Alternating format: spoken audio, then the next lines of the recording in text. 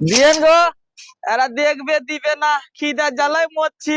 5 দিন ধরে কিছু খায়নি, আর রাস্তাঘাটে এখন লোকজন খুব কম।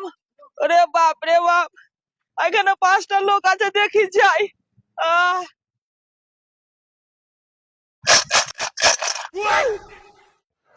দাদা, 5 দিন ধরে কিছু খাইনি, কিছু দেন দাদা। তুমি 5 দিন থেকে কিছু খাওনি?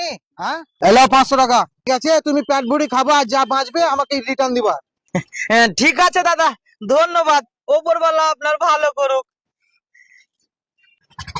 আবে তুই 500 টাকা দিন দিলি? হ্যাঁ, মানুষের উপকার করা ভালো।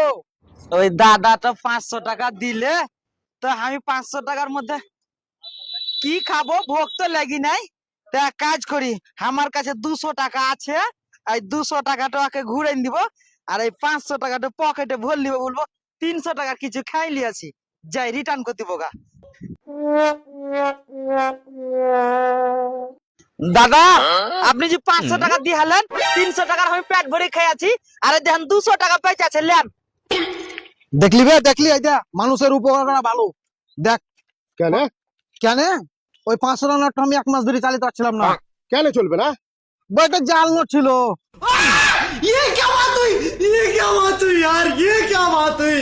तो दोस्तों आज करके